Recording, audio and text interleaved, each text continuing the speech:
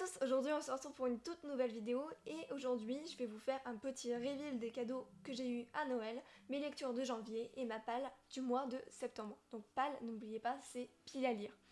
Alors, bah voilà, on va commencer. Alors, en janvier, j'ai lu Petit pays de Gaël Faye. Je sais pas du tout comment ça se prononce. Et franchement, c'est pas une lecture que j'ai appréciée, mais je l'ai continuée parce que c'était quand même intéressant. Donc c'est l'histoire de Gabriel, il raconte son enfance au Burundi. Si vous savez pas où est-ce que ça se situe, c'est en Afrique. Il habitait là-bas et à cause d'événements, il a dû habiter en France. Il a dû partir de son pays. Alors quels sont ces événements? C'est justement, c'est la guerre en fait. Il y a la guerre au Burundi, au Rwanda, etc. Et c'est le bordel. Voilà. Donc il raconte tout ce qui se passe dans son enfance, tout ce qui est bien, et après arrive la guerre et tous les problèmes qui vont avec. Franchement, donc voilà, franchement je l'ai pas apprécié, mais c'était quand même une belle lecture dans un sens. C'est quand même un sujet très important et je suis contente parce que ça m'a ouvert l'esprit par rapport à certaines choses, parce que le Burundi au départ je ne savais pas ce que c'était. Enfin, je l'ai su cette année grâce à la géopolitique grâce à ma spécialité géopolitique au lycée, et du coup je savais un peu les bases, je savais du coup ce qui s'était passé au Rwanda, etc. Et du coup ça a pu complémenter tout ce que je savais déjà grâce à mes cours. Donc voilà, j'ai lu ça. Ensuite, un livre que j'ai demandé à avoir pour Noël, c'est L'année de grâce de Kim Liggett. J'ai adoré, je vous le recommande à 100%. Le côté que j'ai adoré vraiment, c'est le côté féministe. Et c'était très très intéressant. Alors, je vais quand même vous lire le résumé. Personne ne parle de l'année de grâce, c'est interdit. Nous aurions soi-disant le pouvoir d'attirer les hommes et de rendre les épouses folles de jalousie. Notre peau dégagerait l'essence pure de la jeune fille, de la femme en devenir. C'est pourquoi nous sommes bannis l'année de nos 16 ans. Notre magie doit se dissiper dans la nature afin que nous puissions réintégrer la communauté. Pourtant, je ne me sens pas magique, ni puissante. À chaque fois, je dis ni puissance, c'est saoulant. Ça fait déjà 2 fois que je tourne la vidéo, à chaque fois je fais ça. Oui, parce qu'en ce moment, je galère, je sais pas pourquoi. Un an d'exil en forêt, un an d'épreuve. On ne revient pas indemne de l'année de grâce si on en revient. Donc moi, ça m'a fait penser à Hunger Games un petit peu. De toute façon, derrière, c'est écrit. Un roman d'exception dans la lignée de la Servante écarlate. Je l'ai jamais lu. Sa Majesté des mouches, j'ai pas lu. Et Hunger Games, ça je veux le lire, mais je connais les films. Donc oui, voilà, ça suit bien cette lignée-là, je trouve. C'était très très intéressant, honnêtement, j'ai beaucoup aimé. Et Tierney, donc le personnage principal, je me suis beaucoup attachée à elle. J'ai adoré toutes ses idées et par moments elle ressemblait aux miennes par rapport à certaines choses, donc voilà, je vous le conseille fortement. Ensuite, un livre que j'ai vu apparaître plusieurs fois là sur Bookstagram, c'est Un an sur la liste de Monica S. Il est sorti seulement il y a pas très très longtemps, voilà. Et alors là, j'ai pas encore terminé de le lire, je suis à la page 93. Alors, je vais vous lire le résumé parce que je suis nulle pour en inventer d'autres, là comme ça. Après la guerre, je te retrouverai. C'est la promesse qu'a faite Zofia, ou Sophia, je sais pas comment ça se prononce parce qu'il y a un Z à son prénom, à son petit frère Abek, 3 ans plus tôt, juste avant qu'ils ne soient séparés dans le camp de Birkenau. Et alors Birkenau, si vous ne savez pas ce que c'est un camp de concentration et d'extermination durant la Seconde Guerre mondiale. Voilà. Et pour les Juifs. La guerre est maintenant finie et il ne reste plus rien à Zofia, 18 ans, que ce frère disparu auquel... Hein? Pardon. La guerre est maintenant finie et il ne reste plus à Zofia, 18 ans, que ce frère disparu auquel se raccrocher. Elle est prête à tout pour le retrouver, même à affronter ses souvenirs, qui semblent lui jouer des tours. Mais Zofia arrivera-t-elle à vivre avec les réponses trouvées en chemin? Donc franchement, j'ai commencé et je me suis dit, j'aime pas l'écriture. Mais à force, je me suis habituée et j'aime bien. Donc pour l'instant, c'est plutôt une belle lecture. j'aime beaucoup tout ce qui est documentaire, etc. Sur la guerre. Et là, je me suis dit, pour une fois, je veux lire un livre. Donc j'ai pris celui-là. Alors déjà, aussi, avant de passer à autre chose, j'adore la couverture. Je la trouve ultra belle. J'ai failli me faire avoir en plus. Enfin, me faire avoir entre guillemets.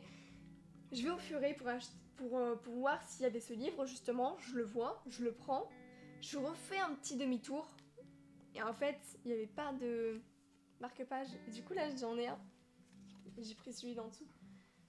Il est trop beau. Enfin, c'est le même que la couverture, mais franchement, je trouve hyper classe. Je suis trop contente parce que j'en ai pas beaucoup de... Je crois que j'en ai même aucun de marque-page. Donc là, ça colle vraiment bien avec le livre. Et voilà, je suis contente. Alors ensuite, j'avais demandé Hémophilia de Justine Savy. Je ne l'ai pas acheté encore. Je le ferai dès que j'aurai terminé toutes mes lectures parce que là, il y en a beaucoup trop. Mais ça reste quand même de côté. Le syndrome du spaghetti de Marie Vareille. Alors là, je l'ai pas là sur mes mains. Je l'ai pas là sur mes mains. Alors, là, pour l'instant, je l'ai pas sur moi, tout simplement parce que je l'ai passé à ma grand-mère pour qu'elle le lise. Et elle a terminé, je crois. Ouais, elle l'a terminé. Elle a beaucoup aimé. Ça n'a pas été un coup de cœur parce que ça n'est pas partie de son style de lecture de base, mais elle a quand même bien accroché. Elle a quand même bien aimé. Alors honnêtement, pour moi, c'était un énorme coup de cœur. Cette histoire, elle est vraiment magnifique. J'ai fait que pleurer.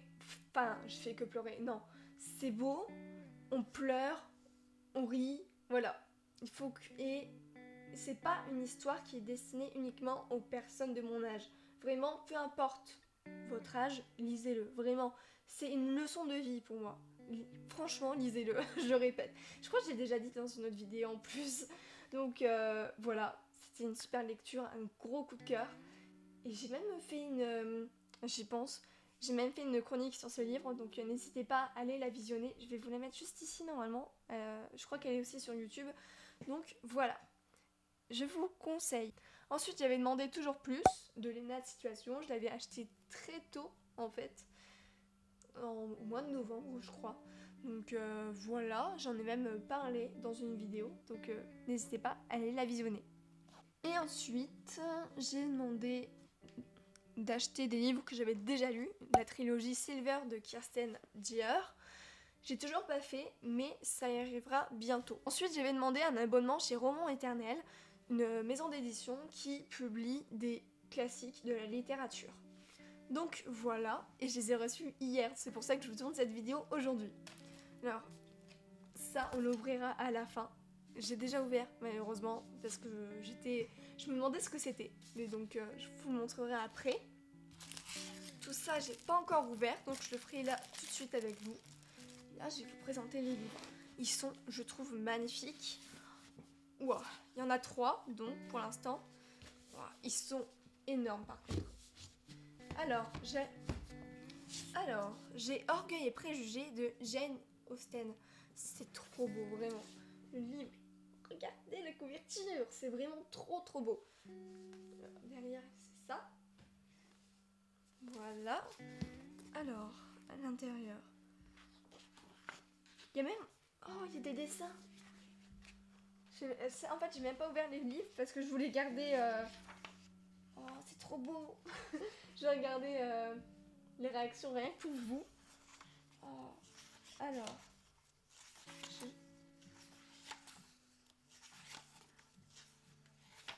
Ok, il n'y a pas beaucoup de dessins en fait. Et donc voilà. Je crois qu'il y avait une... Ouais, je crois qu'il y avait Christiane Tran, anciennement Bimamux. Elle a changé son pseudo sur YouTube parce que ça l'avait saoulée. Je peux comprendre. Elle a lu ce livre, elle a dit que c'est hyper compliqué de s'y retrouver avec les personnages, si je dis pas de bêtises. Je vais galérer, mais c'est un classique. Et comme j'en ai pratiquement jamais lu, voire jamais, et ben voilà pourquoi c'est... Oh non! J'ai mis du rouge à lèvres sur mon livre, oh non! Il est neuf, vas-y, j'en ai marre. Il y a que moi pour faire ça. Voilà, ça se voit plus trop, mais vas-y, j'en ai marre. Donc a priori, c'est un livre plutôt complexe avec les personnages, mais voilà, je vais essayer. Alors, après il y a les Eaux de Hurlevent de Émilie Brontë. Pourquoi j'ai choisi cette maison d'édition aussi? Parce que je trouvais que les couvertures et tout, c'était hyper beau. Et le prix, il est très très abordable.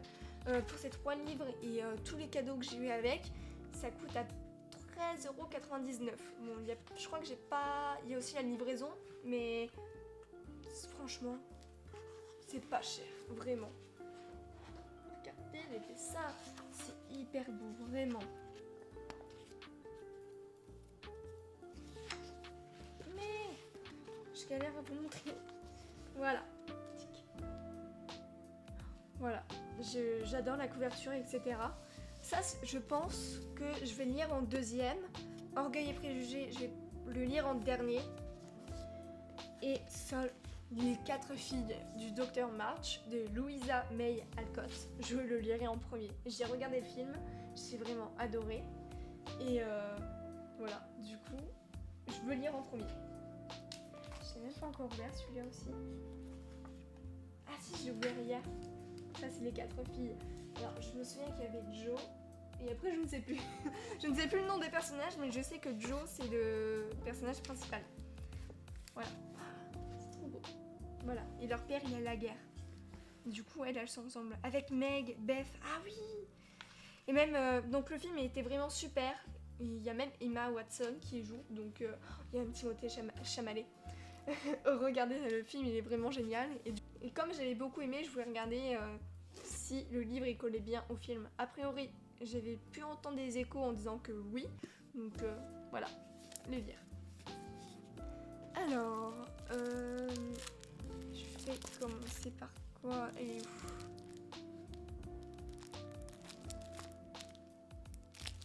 Alors, là, je vais vous ouvrir ce que j'ai eu avec... J'arrive pas à l'ouvrir. Ah mais si. Voilà.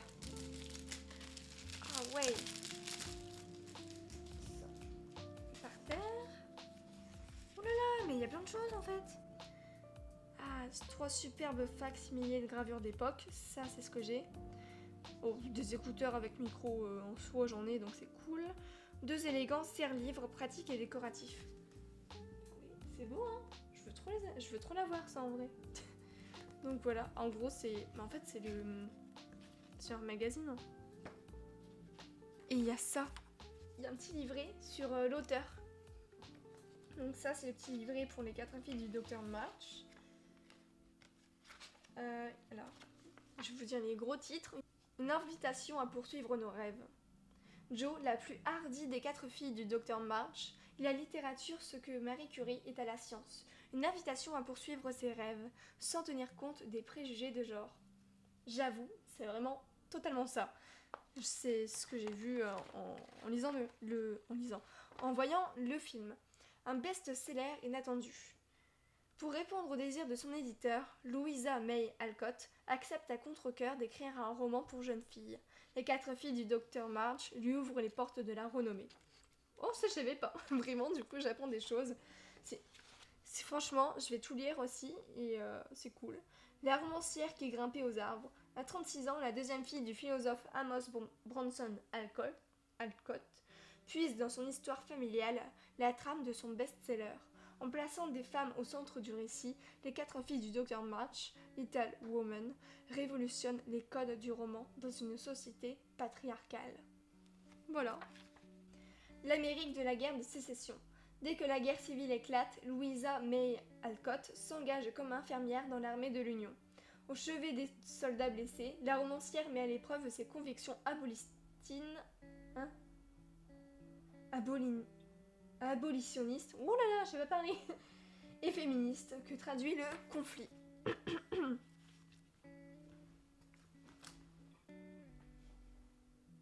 Donc ça,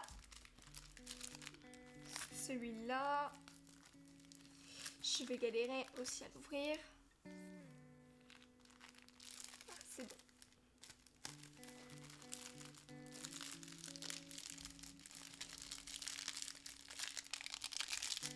pas l'abîmer. C'est bon. Ça fait que j'avais mis une cochon de cette vidéo. Voilà. Donc tout ça, je m'en fiche. Voilà, je veux... Alors, pour les Hauts de Hurlevent d'Émilie Brontë, j'ai jamais lu. L'inoubliable romantique, tourmentée, l'héroïne des Hauts de Hurlevent, Catherine Earnshaw, est rongée par un amour absolu, exalté et obsessionnel, jusqu'à la folie. Voilà. La puissance de l'amour. Les Hauts de Hurlevent est tenté par le déchaînement des passions sauvages, un choc pour le public de l'Angleterre victorienne, un coup de maître pour son auteur, la jeune Émilie Brontë. Émilie Brontë, une âme sauvage au cœur solitaire. Durant sa courte existence, la plus insaisissable des sœurs Brontë s'est réfugiée dans les mondes imaginaires de l'enfance pour écrire la plus brûlante histoire d'amour sans avoir à la vivre. Et enfin, une femme nommée Scandale à l'ère victorienne. Sous un vernis ironique, la romancière, imprégnée des débats sur le féminisme en germe, se débat dans une société éminemment patriarcale. Voilà, mais j'ai mis une autre. Allez, si, j'ai eu peur. Et enfin, Jane Austen. Celui-là, j'ai pas galéré pour toi. Donc, Orgueil et préjugés de Jane Austen. Un idéal féminin intemporel, Elizabeth Bennet, l'héroïne d'Orgueil et préjugés, incarne une vision moderne de l'amour conjugal, bien loin des insipides clichés romantiques. Ok. Coup de foudre et coup de griffe. Avec Orgueil et préjugés, Jane Austen offre un Je sais pas lire. Coup de foudre et coup de griffe. Avec Orgueil et préjugés, Jane Austen offre un petit bijou d'esprit anglais. Loin d'être un roman à l'eau de rose, son œuvre la plus célèbre est une satire des mœurs de l'Angleterre de la fin du XVIIIe siècle. L'icône est l'anticonformiste de la littérature. Au-delà du genre de la comédie romantique qu'elle a inventé, Jane Austen a questionné la place de la femme dans la société à l'orée de la révolution industrielle. D'accord. Jane Austen, dans la société géorgienne, sous un vernis ironique, la romancière imprégnée des débats sur le féminisme en germe, fait le portrait critique d'une société éminemment patriarcale. Ces petits livres, ils ont l'air très très intéressants, j'ai hâte de les lire. Juste après, je pense, le bouquin, j'ai peur d'être spoilée. Donc voilà. Je suis très très contente de cette maison d'édition. Regardez, c'est trop beau. Ah mais oui, regardez comme c'est beau quand même. Ah, il y a mon toit qui a craqué. Aïe. Et enfin, la petite enveloppe. D'abord, ouais, je suis en train de vous laisser le suspense. Faut attendre un petit peu. Je range un peu le bordel. Je prends des autres fiches en même temps, c'est honteux, j'en ai marre. Ça n'arrive qu'à moi. Voilà. Oh, regardez toute la paperasse que j'en reçois quand même. Alors, on va ouvrir. Bah, j'ai déjà ouvert, mais du coup, je trouve ça hyper beau. Je veux les encadrer, vraiment, sachez-le. Regardez-moi ça. Regardez-moi cette beauté. C'est ultra beau. Je sais pas si vous voyez, mais ça brille. On dirait de l'or, en fait. Non, c'est pas de l'or, mais c'est quelque chose de brillant. Mais c'est écrit sur le truc, je sais pas qu'est-ce que c'est. C'est 3 superbes fac-similés de gravure d'époque. Voilà. C'est ça. Donc je trouve ça hyper beau, vraiment. Car celui-là, c'est vraiment mon préféré. Regardez comme c'est beau, ça brille. Et le dernier.